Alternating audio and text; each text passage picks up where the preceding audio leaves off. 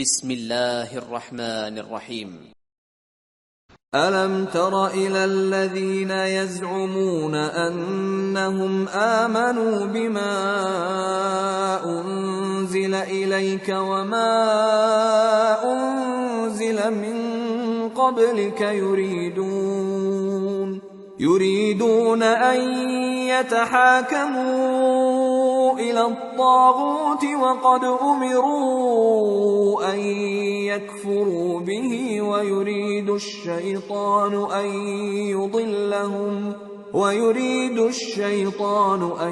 يضلهم ضلالا بعيدا. وإذا قيل لهم تعالوا إلى ما أنزل الله وإلى الرسول رأيت المنافقين يصدون عنك صدودا.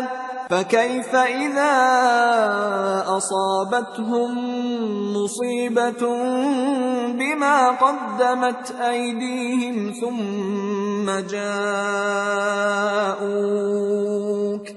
ثم جاءوك يحلفون بالله إن أردنا إلا إحسانا وتوفيقا۔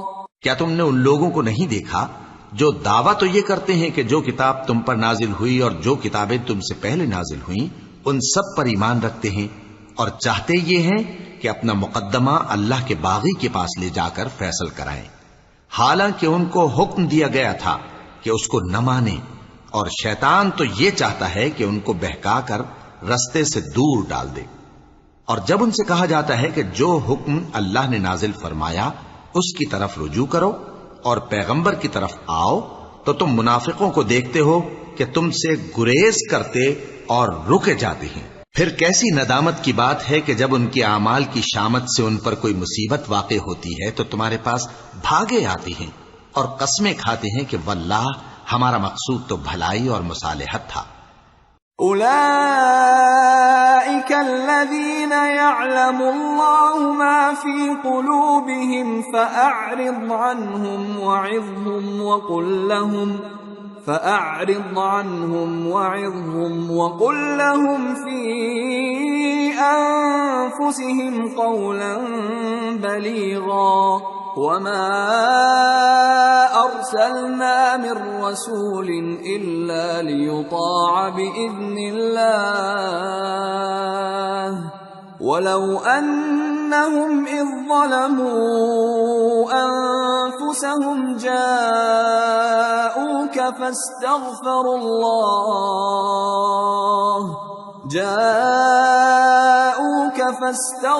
الله واستغفر لهم الرسول لوجدوا الله توابا رحيما۔ ان لوگوں کے دلوں میں جو کچھ ہے اللہ اس کو خوب جانتا ہے۔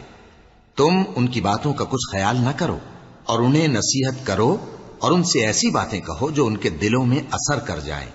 اور ہم نے جو پیغمبر بھی بھیجا ہے تو اسی لیے بھیجا ہے کہ اللہ کے فرمان کے مطابق اس کا حکم مانا جائے۔ اور یہ لوگ جب اپنے حق میں ظلم کر بیٹھے تھے اگر تمہارے پاس آتے اور اللہ سے بخشش مانگتے اور پیغمبر بھی ان کے لیے بخشش طلب کرتے تو اللہ کو معاف کرنے والا بڑا مہربان پاتے۔ فلا وربك لا يؤمنون حتى يحكموك فيما شجر بينهم ثم لا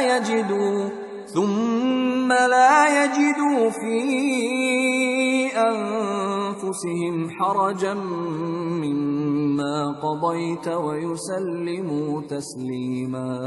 ولو أنا كتبنا عليهم أن اقتلوا أنفسكم أو اخرجوا من دياركم ما فعلوه إلا قليل منهم ولو أنهم فعلوا ما يوعظون به لكان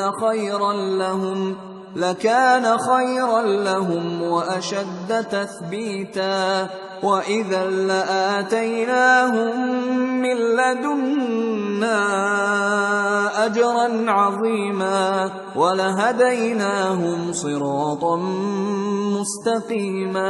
بس تمہارے پروردگار کی قسم، یہ لوگ جب تک اپنے تنازعات میں تمہیں منصف نہ بنائیں اور جو فیصلہ تم کر دو اس سے اپنے دل میں تنگ بھی نہ ہوں بلکہ اس کو خوشی سے مان لیں، تب تک مومن نہیں ہوں گے۔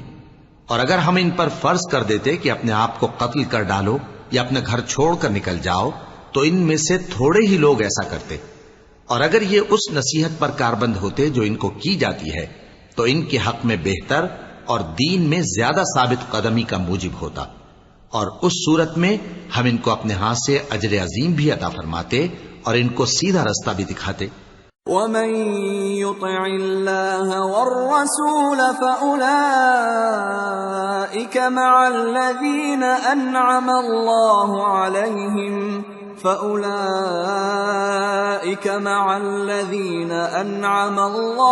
عَلَيْهِمْ مِنَ النَّبِيِّينَ وَالصِّدِّيقِينَ وَالشُّهَدَاءِ وَالصَّالِحِينَ وَحَسُنَ أُولَئِكَ رَفِيقًا ذَلِكَ الْفَضْلُ مِنَ اللَّهِ وَكَفَى بِاللَّهِ عَلِيمًا۔ اور جو لوگ اللہ اور اس کے رسول کی اطاعت کرتے ہیں وہ قیامت کے روز ان لوگوں کے ساتھ ہوں گے جن پر اللہ نے بڑا فضل کیا، یعنی انبیاء اور صدیق اور شہید اور صالحین، اور ان لوگوں کی رفاقت بہت ہی خوب ہے۔